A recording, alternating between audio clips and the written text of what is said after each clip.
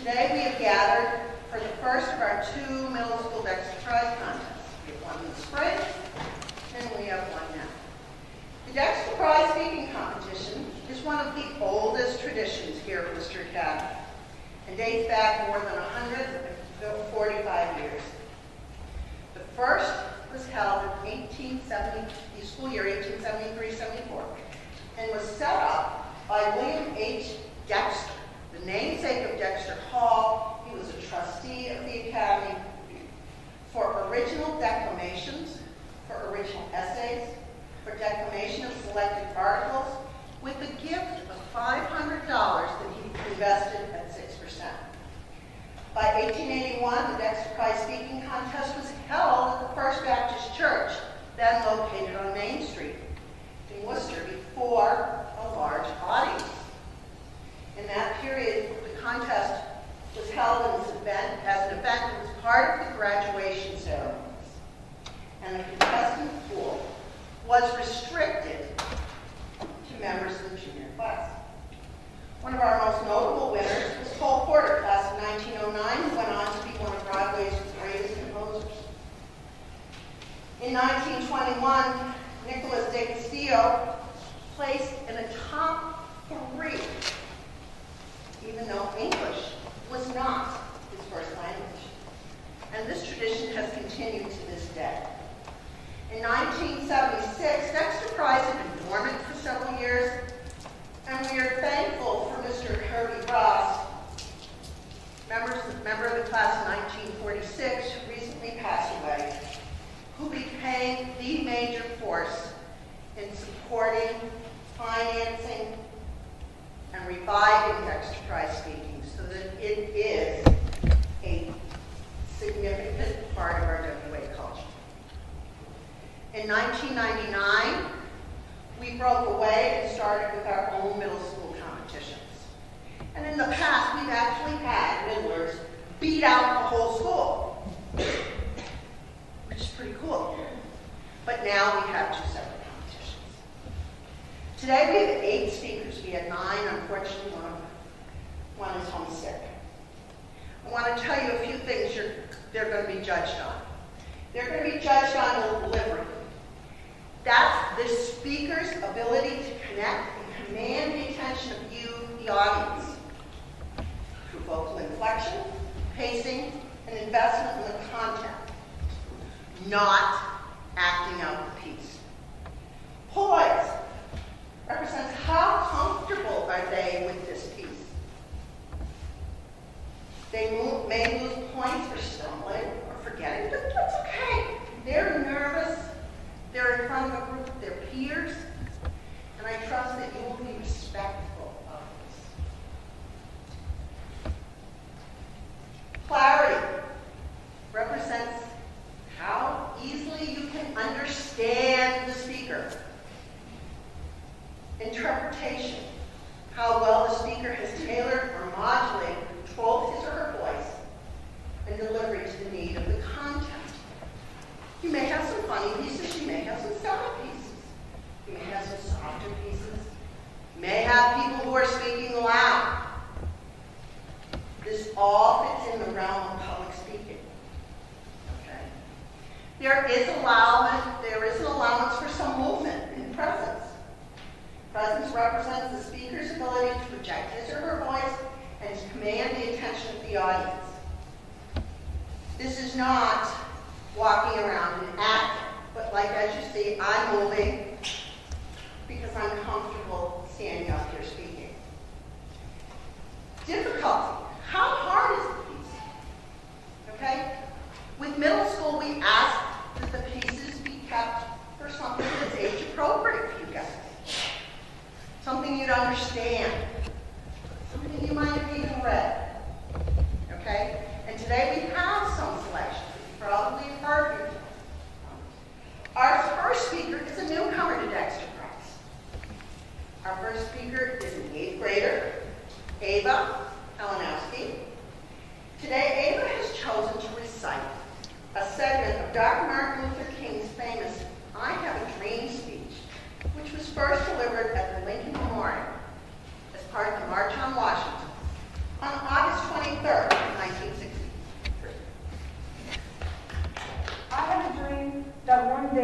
Every valley shall be exalted. Every hill and mountain shall be made low. The rough places will be made plain, and the crooked places will be made straight. And the glory of the Lord shall be revealed, and all flesh shall see it together. This is our hope. This is the faith that I go back to the south with. With this faith, we will be able to hew out of the mountain of despair a stone of hope. With this faith, we will be able to transform the jangling discords of our nation into a beautiful symphony of brotherhood. With this faith, we will be able to work together, to pray together, to struggle together, to go to jail together, to stand up for freedom together, knowing that we will be free one day. This will be the day when all of God's children will be able to sing with new meaning. My country, 'tis of thee, sweet land of liberty, of thee I sing. Land where my fathers died, land of the pilgrim's pride. From every mountainside, let freedom reign. So, if America is to become a great nation, this must become true. So let freedom reign from the prodigious hilltops of New Hampshire. Let freedom reign from the mighty mountains of New York. Let freedom ring from the heightening Alleghenies of Pennsylvania. Let freedom ring from the snow-capped Rockies of Colorado. And let freedom ring from the curvaceous slopes of California. But not only that. Let freedom ring from the Stone Mountain of Georgia. Let freedom ring from the Lookout Mountain of Tennessee. Let freedom ring from every hill and molehill of Mississippi. From every mountainside, let freedom ring.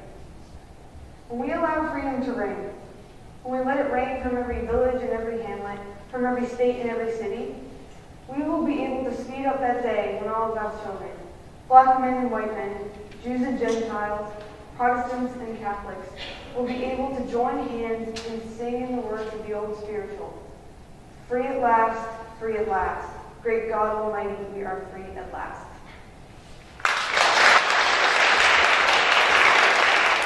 Our second speaker this morning is another newcomer to Dexter Prize. 7th grader Keith Pulley has chosen to recite a very famous set of remarks, first delivered by Abraham Lincoln. Maybe these are some of his most famous remarks. She takes us back to the days of the Civil War and the dedication of the National Cemetery from the battlefield of Gettysburg.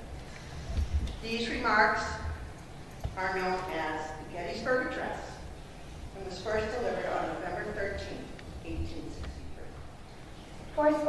7 years ago, our fathers brought forth on this continent a new nation dedicated to the proposition that all men are created equal. Now we are engaged in a great civil war, testing whether that nation or any nation so conceived and so dedicated can long endure. We are met on a great battlefield of that war. We have come to dedicate a portion of that field as a final resting place to those who here gave their lives that the nation might live. It is altogether fitting and proper that we should do this. But in a larger sense, we cannot dedicate, we cannot consecrate, we cannot hallow this ground. The brave men, living and dead, who struggled here, have consecrated it, far above our poor power to add or detract. The world will well know, no longer remember what we say here, but it can never forget what they did here. It is for us, the living, rather to be dedicated here to the unfinished task for which they gave the last for which they who fought here have thus so far nobly advanced. For which they gave the last full measure of devotion. It is for us, the living,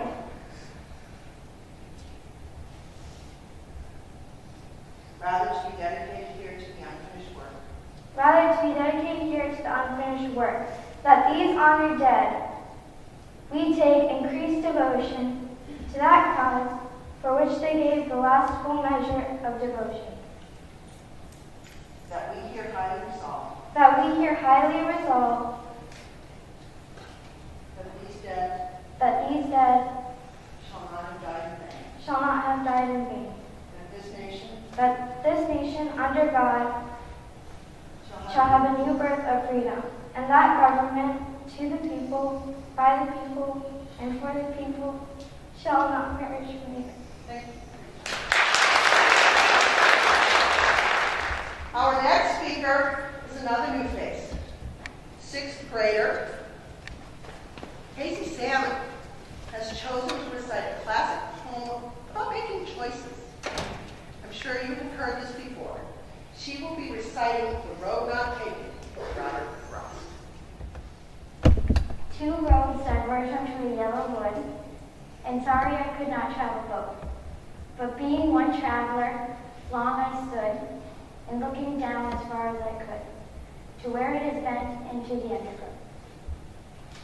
Then I took the other, as just far, and having perhaps the better plain, because it was grassy and wanted wear, so was for the passenger. I really borne them about the same. And both that morning equally lay, and leaves no step had trodden back. Oh, I kept the first for another day.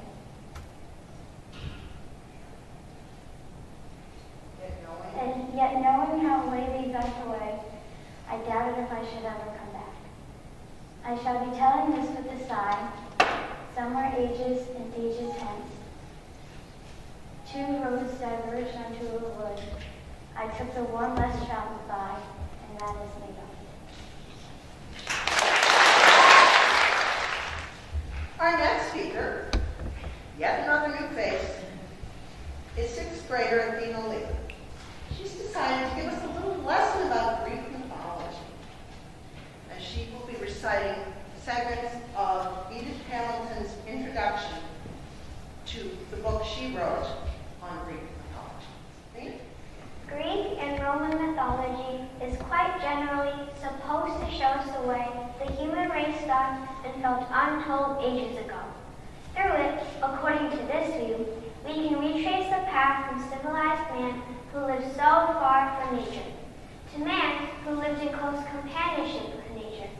And the real interest of the myth is that they lead us back to a time when the world was young and people had a connection with the earth, with trees and seas and flowers and hills, unlike anything we ourselves can feel. When the stories were being shaped, we are given to understand little distinction has yet been made between the real and the unreal. The imagination was vividly alive and not checked by the reason, so that anyone in the woods might see through the trees a fleeing nymph, or, bending over a clear pool to drink, behold the depths in Naiad's face.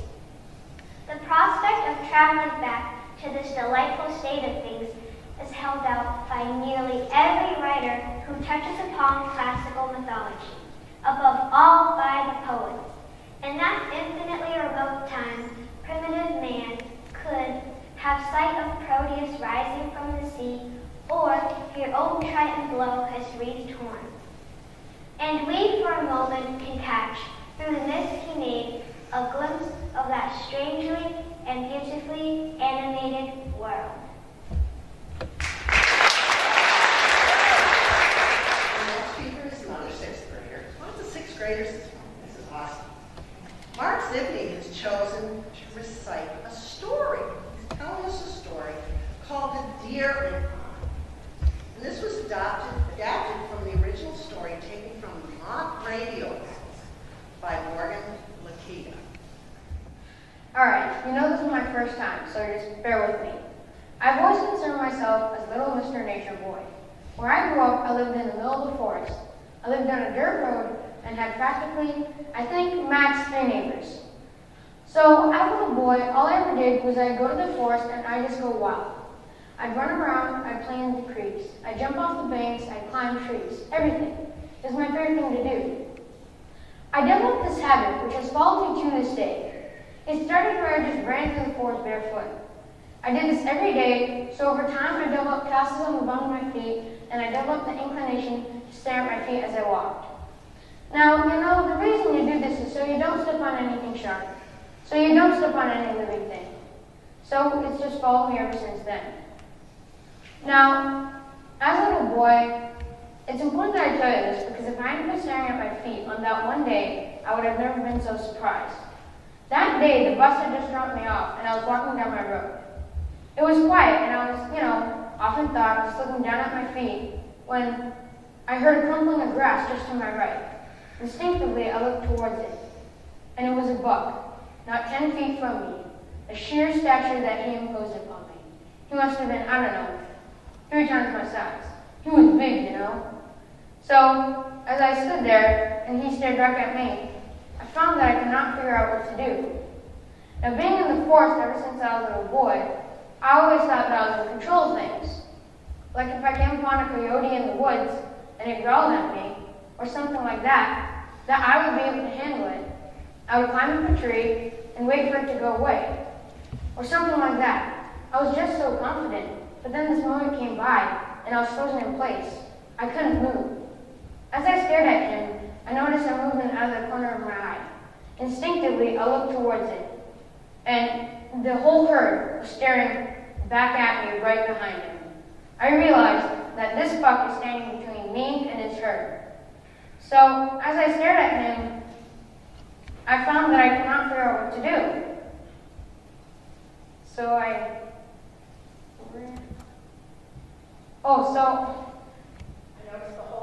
noticed the whole herd behind him has just taken off in the other direction, like he just told them to run. They were already down the hill. They're already down the hill, and he stayed behind a little longer. He stares at me, and then I stare back at him. He runs down the hill where there is a really long meadow, so I got to watch him go up a hill, then down a distant hill, and over its bend. The whole time I couldn't move.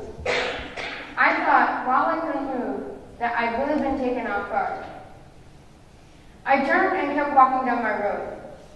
As I sat down in my living room, I thought that all the years I'd spent running in the forest, climbing trees, jumping off banks, nature had really not taught me anything.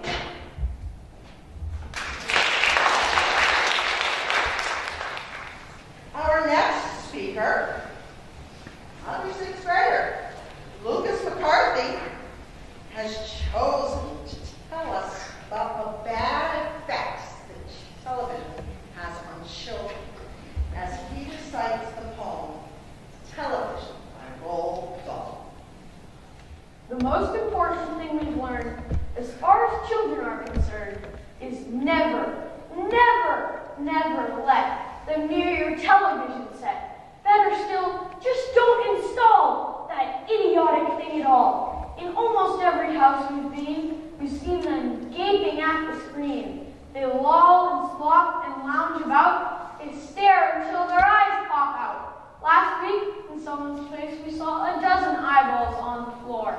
They sit and stare and stare and sit until they're hypnotized by it, until they're absolutely drunk with all that shocking, ghastly junk. Oh yes, we know it keeps them still. They don't climb out the windowsill. They never fight or kick or punch. They leave you free to cook the lunch or wash the dishes in the sink. But did you ever stop to think? To wonder just exactly what this does to your beloved tot? It rots the sense in the head. It kills imagination dead. It clogs and clutters up the mind. It makes a child so dull and blind. He can no longer understand a fantasy, a fairyland. All right, you'll cry. All right, you'll say. But if we take the set away, what shall we do to entertain our darling children? Please explain. We'll answer this by asking you, what used the darling ones to do? Have you forgotten? Don't you know? We'll say it very loud and slow. They used to read. They'd read and read and read and read, and then proceed to read some more. Great Scott! Gadzooks! One half their lives was reading books. The nursery shelves held books galore. Books cluttered up the nursery floor. And in the bedroom, by the bed, more books were waiting to be read. Such wondrous, fine, fantastic tales of dragons, gypsies, queens, and whales. So please, oh please, we beg, we pray, go throw your TV set away. And in its place, you can install a lovely bookshelf on the wall and fill the shelves with lots of books. ignoring all the dirty looks, the screams and yells, the bites and kicks, and children hitting you with sticks.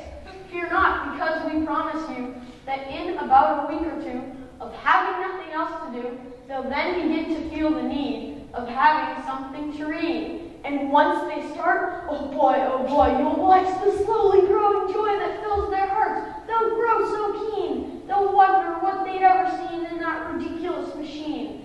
That nauseating, foul, unclean, repulsive television screen. And later, each and every kid will love you more for what you did. Our next speaker is another sixth grader. Hannah Childs has chosen to give us some more wisdom and advice. She's chosen to share some wisdom from the best-selling author, philanthropist, and humanitarian, J.K. Rowling. She's going to share parts of her message that she delivered at Harvard University in 2008. Her sage words are timeless. Today I've decided to talk to you about the benefits of failure.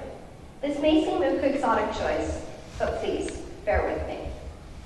For much of my formative years, I was convinced that the only thing I wanted to do, ever, was to write novels. However, my parents, both of whom came from impoverished backgrounds, and neither of whom had been to college, hoped that I would take a vocational degree. I wanted to study English literature. A compromise was made that in retrospect satisfied nobody, and I went up to study modern languages. I would like to make it clear that I do not blame my parents for their point of view, nor can I criticize them for hoping I would never experience poverty. They had been poor themselves, and I had since been poor, and I agree with them that it is not a nobling experience. Poverty entails fear and stress and sometimes depression, and it means 1,000 petty humiliations and hardships. Climbing out of poverty on your own efforts, that is something on which to pride yourself. But poverty itself is romanticized only by fools.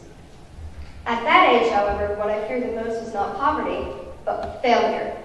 In spite of a distinct lack of motivation at university, I had a knack of passing examinations, and that, for years, was the measure of success in my life and that of my peers. I'm not dull enough to suppose because you are young, gifted, and well-educated that you have never known hardship or heartbreak, or that everyone here has enjoyed an existence of unruffled privilege and contentment. However, the fact that you're graduating from Harvard University, or attending Worcester Academy, suggests that you're not very well acquainted with failure. You might be driven by a fear of failure quite as much as a desire for success. Indeed, your conception of failure might not be too far from the average person's idea of success. So high are your aspirations. Ultimately, we all have to decide for ourselves what constitutes failure. But the world is quite eager to give you a set of criteria if you let it.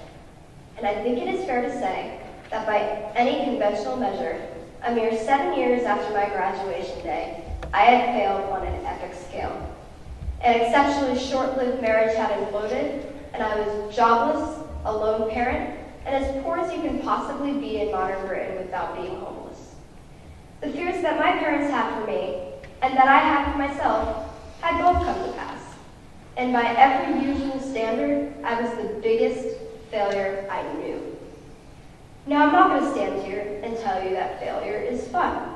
That period of my life was a particularly dark one. So why do I talk to you about the benefits of failure? Simply because failure meant a stripping away of the inessential. I stopped pretending to myself that I was anything other than what I was, and I began to direct all of my energy to finishing the only work that mattered to me.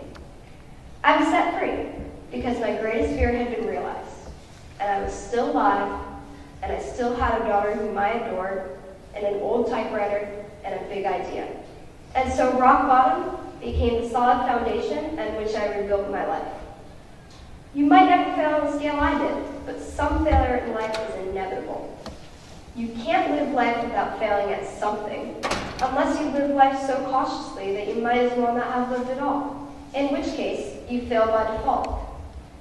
Failure gave me an inner security that I could have never obtained by passing examinations, Failure taught me things about myself I could have learned no other way. I had found out I had a strong will and more discipline than I had suspected. I also learned that I had friends whose value was truly above the price of rubies. The knowledge that you have emerged wiser and stronger from setbacks means that you are, ever after, secure in your ability to survive. You will never truly know yourself or the strength of your relationships until both have been tested by adversity. And for all that is painfully won, it has been worth more than any qualification I have ever earned. Personal happiness lies in knowing that your life is not a checklist of acquisitions or achievements. Your qualifications, your CV, are not your life, though you will meet many people who confuse the two. Life is difficult and complicated and beyond anyone's total control, and the humility to know that will enable you to survive its vicissitudes. Thank you. Our last speaker this morning is our only veteran Dexter Prize participant today.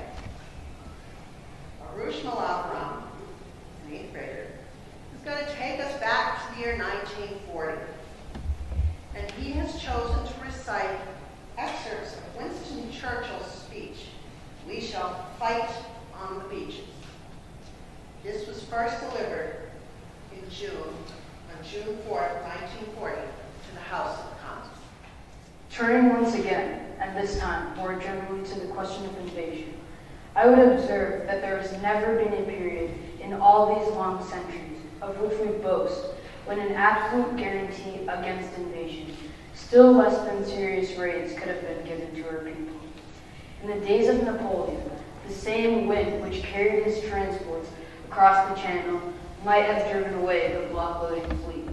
There is always the chance, and it is that chance that has excited and befooled the imaginations of many continental tyrants. We are assured that novel methods will be adopted, and when we see the originality of malice, the ingenuity of aggression which our enemy displays, we may certainly prepare ourselves for every kind of novel stratagem and every kind of brutal and treacherous maneuver. I think that no idea is so outlandish that it should not be considered and viewed with a surgeon, but at the same time, I hope, with a steady eye. We must never forget the solid assurances of sea power, and those who belong to air power if it can be locally exercised.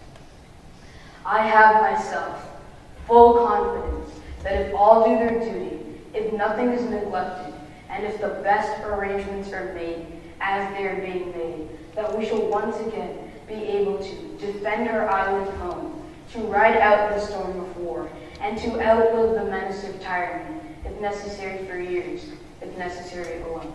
At any rate, this is what we're going to try to do. This is the resolve of His Majesty's government, every man of them. This is the will of Parliament and the nation. The British Empire and the French Republic, linked together in their cause and in their need, will defend to the death their native soil, aiding each other like good comrades to the utmost of their strength.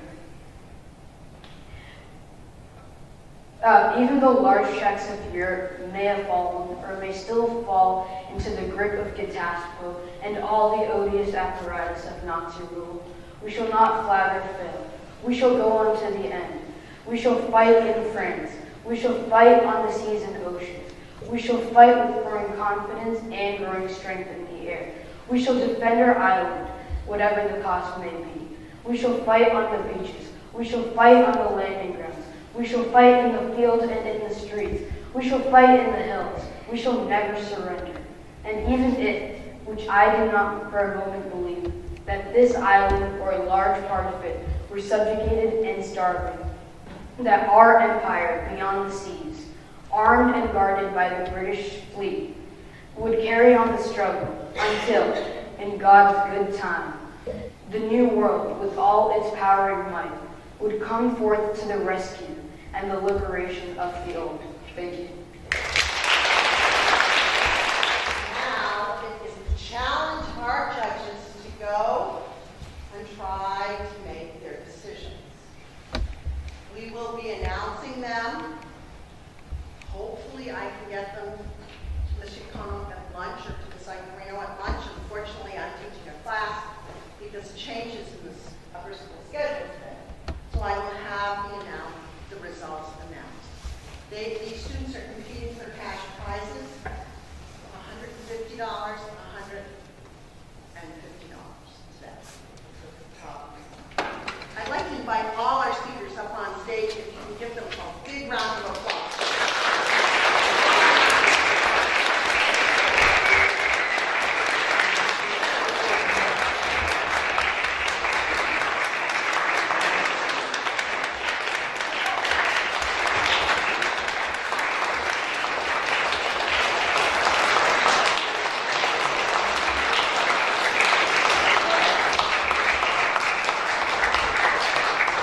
On behalf of the crowd, we have another